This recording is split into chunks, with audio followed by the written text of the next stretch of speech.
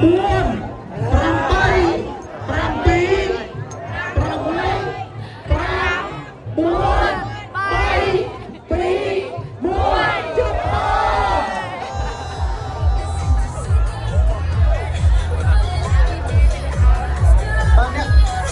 khi rốt ngàyនេះគឺរត់10000ជំហានដើម្បីសិស្ស10000នាក់ទាំងអស់គ្នាដើម្បីលើកស្ទួយដល់ការអាននិងសារមន្ទីរសសរោ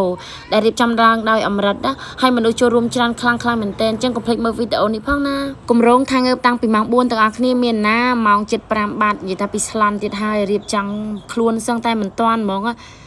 គេត្រូវណាត់ជួបជុំគ្នានៅម៉ោង5:20នាទីប៉ុន្តែទៅដល់រកកន្លែងដាក់ម៉ូតូដាក់អីបានអត់តាន់អីដែរដោយសារតែមានមនុស្សគេមកបដាអញ្ចឹងគាត់ថាគេទៅឡើងច្រើនហើយទាំងអស់គ្នាខ្ញុំទៅនេះគឺសឹងតែយឺតដែរប៉ុន្តែគេអត់តាន់ចាប់ផ្ដើមកម្មវិធីទេដោយសារតែគេចាប់ផ្ដើមកម្មវិធីនៅម៉ោង5ជាងដែរអញ្ចឹងណារត់ផងអីផងអូយនិយាយថាពីគ្រប់កម្មវិធីណាក៏ដោយគឺខ្ញុំស្លន់រហូតមិនដែលបានស្រួលបួលនឹងគេទេយើងមកដល់ទីតាំងហើយរត់5គីឡូហើយអ្នកទាំងអស់គ្នាដឹងអត់ថាពាក្យថាសារមន្ទីរសសរោនឹងមានន័យថាម៉េចអាច comment នៅខាងក្រោមវីដេអូនេះបានណាហើយរត់ថ្ងៃនេះគឺ challenge យក5គីឡូទាំងអស់គ្នាដោយសារតែគេមានវគ្គ3គីឡូនិង5គីឡូហើយនេះជួប set the fan ខ្ញុំហ្មងនិយាយថាពីមករត់ដែរអញ្ចឹងហើយមនុស្សចូលរួមច្រើនខ្លាំងមែនទែនចំពោះបទពិសោធន៍រត់នេះគឺជាលើកទី1ទាំងអស់គ្នាដែលខ្ញុំបានចូលរួមដោយសារតែការរត់វគ្គមុនហ្នឹងគឺចំថ្ងៃដែលខ្ញុំរវល់ខ្លាំងអត់បានចូលរួមហើយលើកនេះក៏បានឱកាសល្អចូលរួមសប្បាយចិត្តខ្លាំងមែនទែនទាំងអស់គ្នាខ្ញុំនិយាយមែនរត់នឹងមានគ្នាដែរទាំងអស់គ្នាប៉ុន្តែរត់ចោលគ្នារហូតបើមិនខ្ញុំយឺតមិត្តភ័ក្ដិខ្ញុំយឺតនិយាយទៅចាំគ្នាម្នាក់ម្ដងអញ្ចឹងណាព្រោះបើចាំគ្នាមានវីដេអូឲ្យអ្នកទាំងអស់គ្នាមើលទេហើយនេះទៅតែចាប់ផ្ដើមទេហើយមួយរយៈក្រោយនេះគឺខ្ញុំអត់បានហាត់ប្រាណសោះទាំងអស់គ្នានិយាយទៅខានហាត់ប្រាណចិត្តចូលមួយឆ្នាំហើយប៉ុន្តែចង់ទៅរត់ប៉ុន្តែទោះបីហត់មិនក៏ដោយក៏ត្រូវតែស៊ូដែរដើរផងរត់ផងអីចឹងណាជុំគេជុំឯងសុបាយហ្មងចំពោះបងប្អូនមួយចំនួនក៏គិតថារត់អញ្ចឹងដើម្បីអីរត់ធ្វើអីអានេះសម្រាប់ការយកឃើញរបស់ខ្ញុំ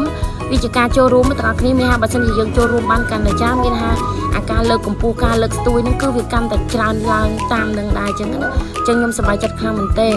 ហើយខ្ញុំចង់សរសើរដល់យុវជនជំនាន់ក្រោយទាំងអស់គ្នាឃើញពួកគាត់ដឹកដៃគ្នាទៅទាំងក្រុមហ្មងនិយាយទៅខ្ញុំសប្បាយចិត្តនៅពេលដែលឃើញទស្សនវិជ្ជាបែបហ្នឹងហើយការចូលរួមរត់ហ្នឹងក៏មិនមែនមានតែពួកយើងដែលមានកាយសម្បទារឹងមាំដែរសូម្បីតែបងប្អូនជនពិការគឺគាត់ទៅចូលរួមហ្មងហើយលឿនជាងពួកខ្ញុំទៀតដែរខ្ញុំសរសើរខ្លាំងមែនទែនទាំងអស់គ្នាជាពីទឹកចិត្តនិងបេះដូងពួកគាត់ខ្ញុំសរសើរខ្លាំងចឹងហើយបានក្នុងនាមជាអ្នកអប់រំម្នាក់ខ្ញុំតែងតែចង់ឲ្យវិស័យអប់រំគឺរីកដុះដាលខ្លាំងទាំងអស់គ្នាព្រោះនៅពេលដែលវិស័យអប់រំយើងរីកដុះដាលខ្លាំងយើងសម្បូរដោយធនធានមនុស្សធនធានដែលមានចំណេះដឹងពិតប្រាកដប្រទេសយើងគឺនឹងរីកចម្រើនទៅមុខហើយអានេះជាអ្វីដែលខ្ញុំចង់បានណាដោយសារខ្ញុំជឿជាក់ថាអ្នកដែលមើលវីដេអូខ្ញុំភាគច្រើនក៏សុទ្ធតែជាកូនសិស្សខ្ញុំដែរអញ្ចឹងខ្ញុំចង់ឲ្យបងប្អូនយល់ពីបញ្ហាសង្គមឲ្យបានច្រើនចូលរួមឲ្យបានច្រើនជៀសវាងនាំគ្នាដឹកដៃទៅរកភាពខុសអញ្ចឹងដើរបដារត់បដាទាំងអស់គ្នាក៏បានមកដល់ចំណុចមួយដែលត្រូវសម្រេចចិត្តគឺតើគួរតែជ្រើស3គីឡូឬក៏5គីឡូខ្ញុំមិនច្បាស់ទៅដាំកាទេទេខ្ញុំទៅអា5ហើយ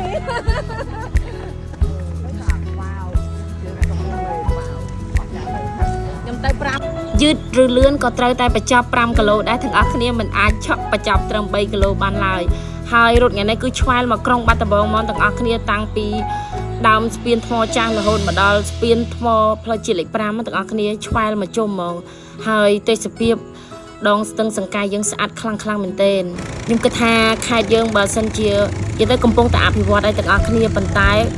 នៅពេលដែលអភិវឌ្ឍបានកាន់តែច្រើនជាងនឹងទៀតខ្ញុំគិតថាសម្រាប់ដែលតាក់ទាញភ្ញៀវជាតិនិងអន្តរជាតិកាន់តែច្រើនអត់ចាញ់ក្រៅប្រទេសទេអានេះសម្រាប់ខ្ញុំទាំងអស់គ្នាមិនថាទាំងសំណង់អាគារមិនថាទាំងម្ហូបអាហារនៅបាត់ដំបងខ្ញុំឲ្យលេខ1ហ្មងទាំងអស់គ្នាសម្រាប់រសជាតិអីគឺអាចតាក់ទាញភ្ញៀវបានច្រើនខ្លាំងមែនទែនអញ្ចឹងខ្ញុំសង្ឃឹមថាតិចទៀតបាត់ដំបងយើងនឹងកាន់តែអភិវឌ្ឍច្រើនជាងនេះព្រោះឥឡូវនេះក៏កំពុងតែអភិវឌ្ឍដែរហើយក៏ស្អាតបដៅទាំងអស់គ្នាដូចសួនអីឥឡូវគឺស្អាតខ្លាំងមែនទែនមើលតែតាមដងស្ទឹងសង្កែទាំងអស់គ្នាពីមុនអត់ទាន់មានសួនអីស្អាតខ្លាំងអញ្ចឹងទេតែឥឡូវអត់ទេសួនមកជុំវិញហ្មងស្អាតគ្រប់កន្លែងអញ្ចឹងប្រទេសជាតិយើងក៏កាន់តែស្អាតជាងនឹងអញ្ចឹងចូលរួមទាំងអស់គ្នាដើម្បីឲ្យខេត្តយើងកាន់តែស្អាតជាងនេះបន្ទាប់ពីនិយាយហោហែមកទាំងអស់គ្នាយើងក៏ចិត្តទៅដល់គោលដៅហើយ5គីឡូហើយទាំងអស់គ្នាចិត្តបាន5គីឡូហើយចិត្តដល់ទីតាំងហើយយឺតឬលឿនអត់សំខាន់ទេទាំងអស់គ្នាសំខាន់យើងបានមកដល់គោលដៅនឹងគេនឹងឯងដែរអញ្ចឹងណាទោះបីយើងមិនបានទៅមុនគេក៏ដោយអញ្ចឹងដើមមកដល់នេះគឺដល់វគ្គគ្រប់ភ្លេងជាតិហ្មងទាំងអស់គ្នា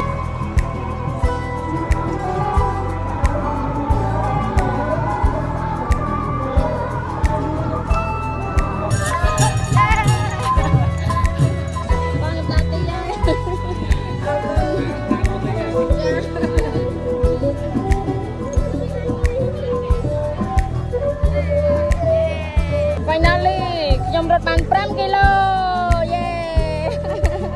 បន្ទាប់ពីយើងរត់ដល់ទីហើយក៏មានអាហារសម្រន់តិចតួចដែរអញ្ចឹងបងប្អូនគ្នាមាននំឆ្ងាញ់ហើយខាងអមរិតក៏បានឲ្យកាដូតិចតួចមានថង់មាន sticker អីដែរទាំងអស់គ្នាអញ្ចឹងវីដេអូថ្ងៃនេះមានតែប៉ុណ្្នឹងឯងបាយបាយជួបគ្នានៅវីដេអូក្រោយទៀត